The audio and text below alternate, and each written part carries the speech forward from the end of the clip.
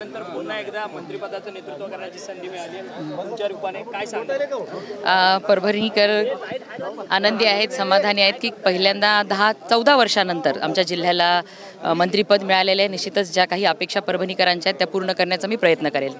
परंतु सातत्याने भाजपमध्ये अनेक नेत्यांना मंत्रिपद मिळणार याची आस होती, परंतु अनेकांची नाराजी जी आहे ती झालेली आपल्याला पाहायला मिळते। सुधीर मुनगंटीवारांसारखे एकंदरीत जुने आमदार, जुने मंत्री त्यांना आता मंत्रिपदाला मुकावं लागतंय।